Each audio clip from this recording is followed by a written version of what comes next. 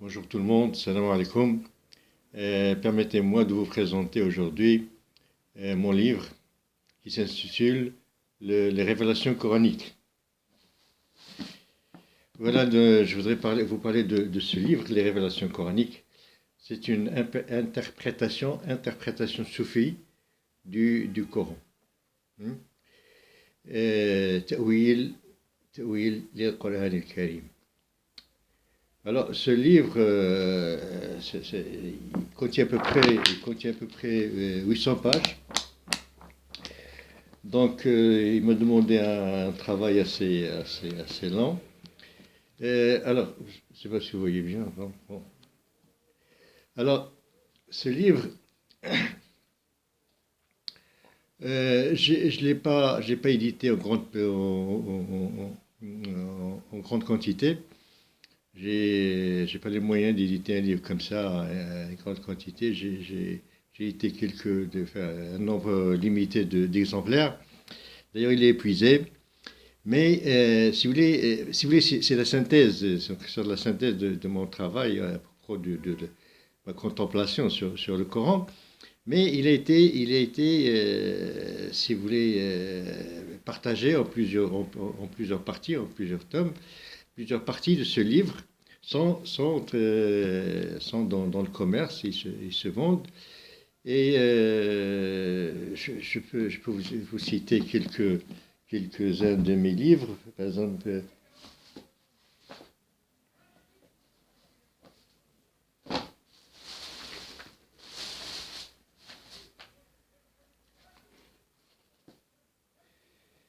par exemple celui-là, la lecture soufie du Coran qui a été épuisé puis qui a été réédité par Amazon. Il y a Les énigmes du Coran. C'est un livre quand même assez important. Les énigmes du Coran. Voilà. Qui est aussi réédité par Amazon. Alors, je voudrais d'abord m'arrêter un peu sur le sens du terme interprétation. Interprétation soufie du Coran. Interprétation, ta'wil, qu'est-ce que ça veut dire?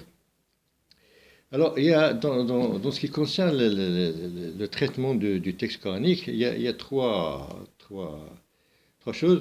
Ou bien ce qu'on appelle tafsir, hein, c'est les explications, tafsir, c'est facile du Coran, l'exégèse du Coran. Il y a donc il y a donc le tafsir والتعليق والتأويل. تفسير والتعليق والتأويل. Donc tafsir, c'est donc tafsir, les livres de tafsir sont des classiques. Ça veut dire ils ont été établis dès le début de la propagation du Coran. Ils sont des classiques. Et ces livres, on peut pas les continuer maintenant. On peut faire des explications encore, des livres d'explications, parce qu'on a expliqué le Coran une fois pour toutes. Et en fait, on s'est limité sur les sens des mots, des termes, et les conditions, les occasions, si vous voulez, de la révélation. Donc c'est ça,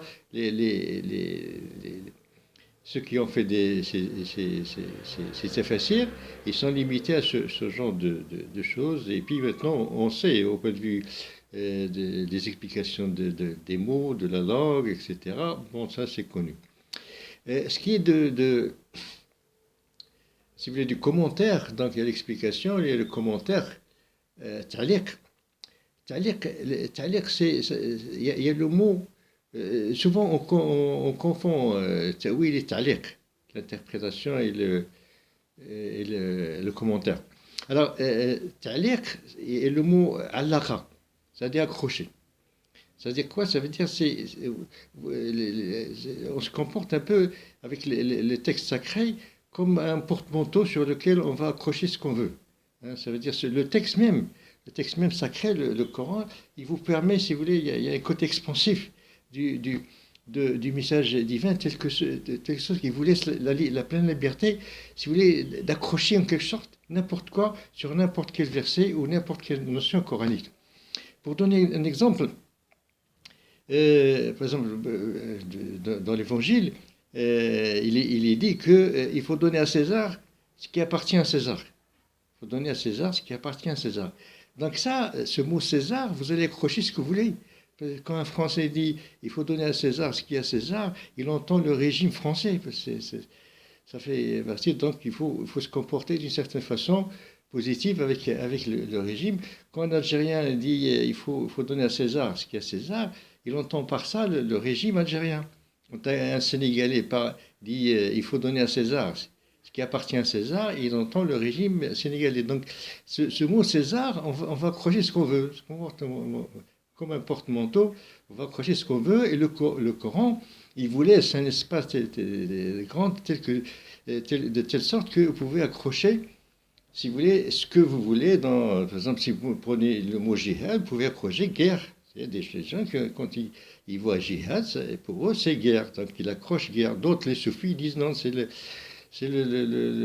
jihad nefs, c'est-à-dire si vous voulez, le travail sur soi-même, c'est l'intériorisation, le travail de soi-même. Donc, chacun peut accrocher ce qu'il veut sur c'est le côté un peu expansif du Coran. Et donc, ça, c'est le commentaire. Le commentaire, déjà dans le mot commentaire, on trouve comme. Quelque chose comme quelque chose. Bon. Quand on parle d'un arbre, vous pouvez accrocher ce que vous voulez. Quand vous voyez un arbre dans le Coran, vous pouvez accrocher, le Coran c'est la terre, le Coran c'est je sais pas, les fruits, etc. etc. Ça, c'est pas l'interprétation. Parce que les chiites, ils parlent toujours d'interprétation, ils ont des interprétations très, très sophistiquées du Coran, mais ce n'est pas des interprétations, ce sont des commentaires. Alors voilà, ça, c'est les commentaires. Alors, qu'est-ce que c'est que l'interprétation? L'interprétation, c'est ta'wil, ça vient du mot awwal. Awwal, ta'wil, ça vient du mot awwal. Du mot que interprétation, ça vient du mot un. C'est le ta'wil, l'interprétation, c'est aller ou revenir vers le sens premier. Aller vers le sens premier. C'est ça l'interprétation. Bon. Alors, qu'est-ce que ça veut dire ça? Pratiquement, ça revient pratiquement à aller directement vers les grands principes. Les grands principes, ils sont symbolisés par les lettres. C'est très simple.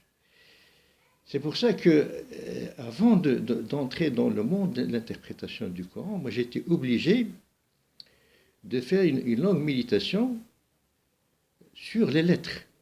Sur les lettres. Parce que dès le début, quand vous commencez le Coran, vous allez trouver 3 lettres. Alif, Lam, Mim.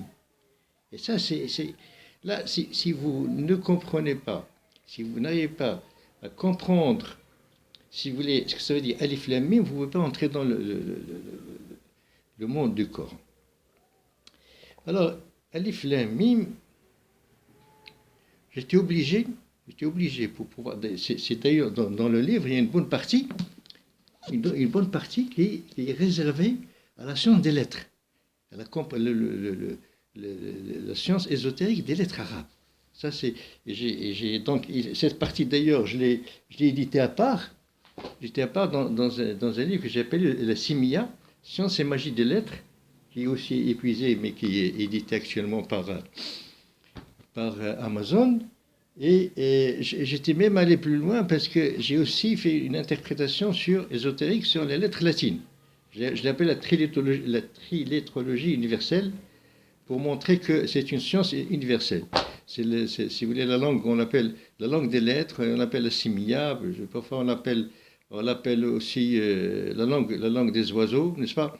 Pourquoi? Parce que, comme j'ai dit avant, il s'agit dans cette démarche, avant tout, de libérer les lettres. Ce sont les lettres qui sont des clés qui vont donner des secrets. Et il faut les libérer. Et alors on compare, si vous voulez, les lettres, les âmes, et les oiseaux. On les compare comme ça. Si vous voulez, on fait un parallèle de telle sorte que chaque élément, chaque partie, si vous voulez, elle est emprisonnée en quelque chose et elle doit, si vous voulez, se libérer. Donc l'âme, les âmes sont emprisonnées dans les corps et il faut les libérer. Il faut libérer d'ailleurs, il faut libérer comme les oiseaux. Les oiseaux sont enfermés dans des cages, il faut les libérer pour qu'ils s'envolent vers le monde, si vous voulez, leurs cieux, etc., leur monde des cieux.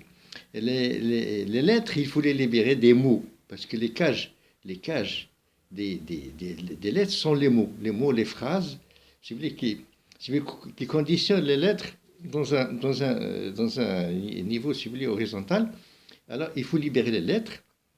Et pour les libérer, il faut libérer l'âme, si vous voulez. C'est lui qui va pouvoir libérer les lettres. Il doit d'abord libérer son âme, de telle sorte qu'en quelque sorte, ils vont se retrouver dans un niveau supérieur. Les âmes, les lettres, les oiseaux, ils vont se retrouver dans un monde supérieur. Alors, on va tout de suite donner des exemples, on peut pas approfondir, parce que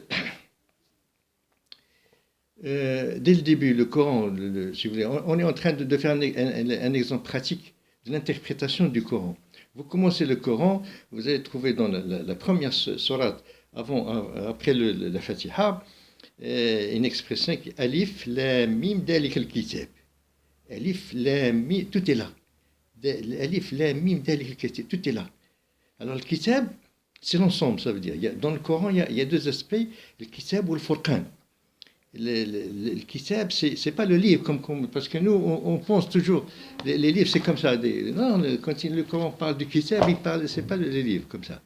Il y a deux tendances complémentaires dans le Coran et dans chaque texte sacré, c'est le regroupement et la différenciation.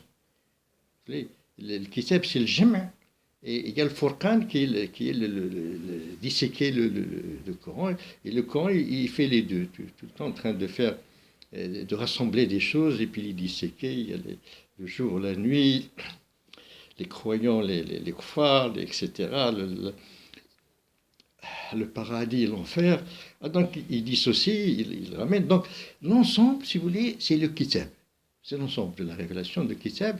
Et avant, il dit Alif Lam Mim Dalik al-Kitab. Donc ça veut dire tout l'ensemble du Kitab, tout l'ensemble de la révélation, etc. Les univers d'ailleurs, tout la connaissance, etc. Et il est rassemblé, vous la rassemblez sur 3 lettres Alif Lam Mim. C'est ça l'interprétation. Vous revenez à donc avec tout le Coran, vous arrivez à 3 lettres. Et à partir de lettres, vous les ramenez le premier, c'est Alif. Alif, c'est le 1. Interprétation, vous ramenez tout au 1, au Alif. Alors, Alif Lam Mim représente les lettres, donc toutes les sciences qu'on peut écrire, ça représente les sons, donc tout le langage qu'on peut faire. Ça représente les chiffres, tous les chiffres. Ça représente les formes géométriques, ce qu'on appelle la géométrie sacrée. Alors donc, entre les lettres, c'est entre un trait et un cercle. Le alif représente le trait, et le mim, le cercle, et le L, c'est toutes les lettres qui sont entre le trait et le cercle. En ce qui concerne les chiffres, le alif représente le 1, et le mim représente le 9. Il a la forme du 9, et le L, c'est tous les chiffres entre 1 et 9. 1, 2, 3, etc. Donc là, vous avez l'ensemble des chiffres. Donc vous ramenez tous les chiffres, ça peut être des millions. Si vous comptez l'argent, ou les gens, ou n'importe quoi, les satellites, etc. Donc il y a une infinité de trucs, mais ça se ramène à 1 à 9. Alif, donc 1 à 9. Le alif, c'est le numéro qui correspond sur le 1, et le 9, avec tenant compte de la forme, c'est le 9. Donc vous avez tous les... Et vous avez les formes géométriques qui vont du trait au cercle, en passant par le rectangle, le carré, etc., les anges, etc. Donc vous ramenez... Donc tous les lettres se ramènent à ces 3 lettres, Alif, Lam, Mim. Tous les chiffres se ramènent à ces 3 lettres, Alif, Lam, Mim, 1 à 9. Toutes les formes géométriques du trait au cercle se ramènent à Alif, Lam, Mim. Tous les sons, on a vu aussi les sons, la gorge, la bouche. Le mime, c'est un cercle, la gorge, même ça sort de la bouche, le A de la gauche qui est, si vous voulez, donc, une sorte de ligne, quoi. Et puis le lemme qui joue plusieurs rôles entre etc. Donc, c'est ça le truc. Il faut donc ramener. Chaque fois que vous êtes dans un verset coranique, il faut retrouver l'essentialité. Il faut retrouver l'essentialité qui d'abord est présentée, exprimée par ces trois lettres, Alif Lam Mim. Donc, vous pouvez dire, c'est tous les sons, tous les lettres, parce que toute la science, elle est groupée dans l'alphabet, et l'alphabet, il est groupé dans les 9 chiffres. Donc, interpréter, c'est à chaque verset du Coran, retrouver l'essentialité. C'est exactement le contraire du commentaire. Le commentaire, c'est l'extension. Donc, vous pouvez dire ce que vous voulez, prenez un arbre, etc. Et ça, vous dites ce que vous voulez. Ça veut dire, en général, on prend un verset, on commence à commenter. Vous pouvez entrer dans le domaine politique, ou dans le domaine social, ou dans le domaine n'importe quoi. D'ailleurs, maintenant, il y a des sciences, il y a des versets coraniques qui sont interprétés par des scientifiques, selon leur spécialité. Les mathématiques, les mathématiciens, ils voient des mathématiques. Des philosophes, ils voient de la philosophie, de la littérature. Donc, le commentaire, c'est le côté expansif du Coran. Il vous ouvre tous les horizons, que vous soyez un scientifique ou un littéraire ou bien un politicien, il vous ouvre des possibilités. Si vous voulez, de démarrer, si vous voulez, de partir d'un verset ou d'une notion coranique et d'aller dans votre horizon, ça veut dire. Bon, et l'interprétation exactement de l'inverse, c'est ramener à l'essentialité. Voilà, donc là, je ne sais pas, j'ai compris, c'est quelque chose d'essentiel. Et je vous remercie.